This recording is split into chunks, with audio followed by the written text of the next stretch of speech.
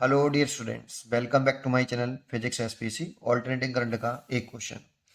In an LCR series circuit, inductor 30 milli henry and resistor 1 ohm is connected to AC source of angular frequency 300 radian per second. The value of capacitance for which value of capacitance पूछा है, for which current lead the voltage by phase 45 degree is. ये capacitance की value दे रखी है बेटा, है ना। Then the value of x h. ठीक है, सोल्यूशन अच्छा क्वेश्चन है। एक एल सी आर सर्किट लगा लो बेटा, ये, और इसमें एक एसी सोर्स लगा लो।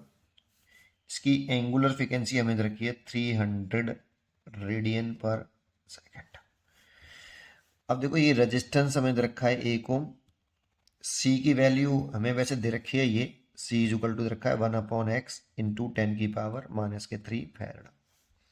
एक्स की वैल्यू पूछ रहा है, और एल दे रखा है 30 मिली हेनरी। जैसे कि हम जानते हैं, इसमें जो करंट फ्लो करती है ना, वो सेम होगी, सीरीज में है। तो इसमें एक हमें मालूम होता है कि करंट और वोल्टेज का जो फेज होता है वो सेम होता है रेजिस्टेंस में। अगर हम इंडिविजुअली लें तो करंट और रेजिस्टेंस का फेज सेम होता है। करंट वोल्टेज लैग करता है करंट से कैपेसिटर में। ये वोल्टेज नीचे हुआ तो लैग करेगा, तो वोल्टेज लैग कर रहा है करंट आई से, और करंट आई से वोल्टेज इसमें लीड करता है वीएल। ऊपर होगा तो लीड करेगा, तो 90 डिग्री लीड कर रहा है, और यहाँ पे 90 डिग्री लैग कर रहा है। ये फेज रिलेशन हमें ऐसे याद होना चाहिए। अब फेजर डायग्राम बना लूँ, क्योंकि यहाँ पे एक लाइन दे रखी है कि the current lead the voltage by phase pi by two, sorry 45 degree. ये इंपॉर्टेंट लाइन है सबसे इसमें। इस लाइन को सेटिस्फाई करता हुआ एक डायग्राम बनाता हूँ, जरा देखें कि अगर मैं यहाँ पे एक साथ बनाऊँ तो ये करंट हो गया, ये वोल्टेज हो गया। पीक वैल्यू बनाते हैं हमेशा V0R, और ऊपर की तरफ V0L होगा। देखो, इंडक्टर वाला ऊपर है, V0L आई से 90 डिग्री लीड कर रहा है, V0L। अब यहाँ दो सिचुएशन ले सकते हो आप। मैं मान लेता हूँ कि मैं यहाँ पे V0L is greater than V0C, ये मान के चल रहा हूँ अभी। फिर दूसरी कंडीशन चेक करेंगे, तो अभी V0C से छोटा कर लेता हूँ। देखो, मैंने V0C छोटा कर लिया। ये फेजर डायग्राम बना लिया। देखो, यहाँ से V0C नीचे है, VC नीचे है, तो मैंने VC नीचे बनाया, VL ऊपर है तो ऊपर बनाया है। अब देखो, V0L बड़ा है V0C से, तो जो पीक वैल्यूज होती है ना वोल्टेज की, उन्हें वेक्टर के अकॉर्डिंग ऐड करते हैं। तो वेक्टर मान के ऐड करो बेटा इसको। तो इसका वोल्ट, इन दोनों का टोटल निकालेंगे अपोजिट डायरेक्शन में, तो ये आएगा V0L माइनस V0C। अब इन दोनों का टोटल निकालेंगे तो पैरेललोग्राम बनाना पड़ेगा, और ये आ गया V0Z या V0। ये पीक वोल्टेज हो गया इसका, सोर्स का। ठीक है, V0। तो अब ये बताओ, इसके साथ ये फेज रिलेशन है, तो इसका आप जो बनाना चाहो तो ऐसे बना सकते हो। आई और जो टोटल वोल्टेज है यहाँ पे, उसमें I the function of t, I the function of t, और voltage the function of t में जो फेज रिलेशन है वो ये आ गया बेटा। और इस रिलेशन से दिख रहा है कि V the function of t lead कर रहा है बेटा I the function of t by phase 5। यहाँ पे वोल्टेज लीड कर रहा है, लेकिन हमें तो करंट लीड कराना है वोल्टेज से, तो ये वाला केस तो हमारा नहीं है। तो फिर दूसरा ही केस होगा पक्का। कौन सा वाला, कि V0L लेस देन V0C, ये वाला केस होगा पक्का, है ना।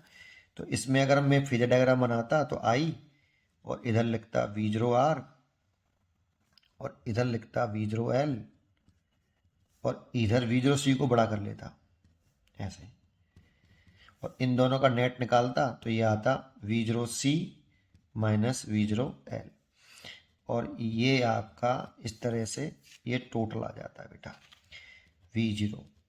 अब इन दोनों में ऐसे बनाता आई द फंक्शन ऑफ टी, और देखो जिधर V0 आता है ना, उधर ही V the function of T आता है, V the function of T. अब देखो, वोल्टेज लैग कर रहा है। अगर वोल्टेज नीचे है तो इसका मतलब लैग कर रहा है 5 रेडियन। अगर वोल्टेज पीछे है करंट से फेज में 5 रेडियन, तो करंट आगे। तो यहाँ पर voltage VT lag behind IT by phase 5 radian. इसको उल्टा करके भी ले सकते हो। अगर I यहाँ पे पीछे है, सॉरी वोल्टेज पीछे है करंट से, तो करंट लीड करेगी। Current lead VT by phase 5 radian, और यहाँ 545 दे रखा है। बस तो यही चॉइस है हमारी इसके हिसाब से, बस यही मेन था इसमें। अब इस क्वेश्चन को करने में कुछ नहीं है, अब इस क्वेश्चन को कर सकते हैं आप, जैसे मैं अगले पेज पर कर दूँ। यही मेन पॉइंट था बेटा इसमें।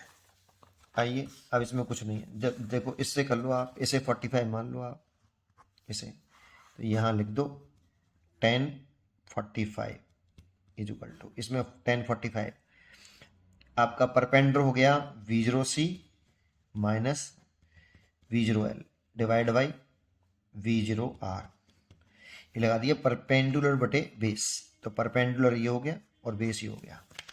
और लिखना चाहो तो V0C क्या होता है, I0XC होता है, और ये I0XL, और ये आपका I0R, इसे कैंसिल हो गया।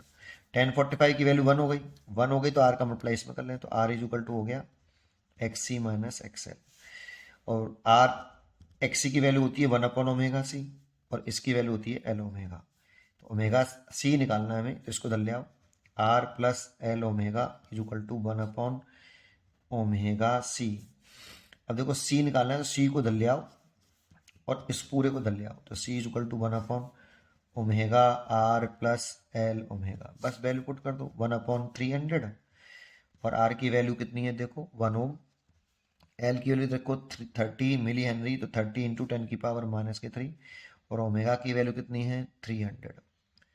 ये तो देखो 1 0 2 0 3 0 ये कैंसिल हो गया, तो 1/3000 हो गया बेटा। ये देखो 9 प्लस 1 10, 10 का मल्टीप्लाई इसमें करेंगे 3000, इसे 1/3 इंटू 10 की पावर -3 लिख सकते हैं। और C हमें दे रखा है 1/x इंटू 10 की पावर -3, देखो C दे रखा है, ये दे रखा है C की वैल्यू। तो देखो यहाँ से ये कट गया, तो x की वैल्यू आपको 3 दिखाई दे रही है, तो x की वैल्यू 3 हो गई, तो यहाँ पे 3 भर देंगे। इंपॉर्टेंट था कि अगर आपको ये पहले से ही थोड़ा सा कॉन्सेंट्रेट होता ना, ये मेरे को तो डायरेक्टली कॉन्सेंट्रेट था कि अगर करंट जो है लीड कर रहा है वोल्टेज से, तो ये कैपेसिटिव सर्किट होगा, और कैपेसिटिव सर्किट होगा तो XC माइनस XL आएगा, ये बहुत शॉर्ट हो जाता, पर मैंने आपको पूरा समझाना चाहा है, इसीलिए ऐसा किया है। पढ़ते रहिए और खुश रहिए।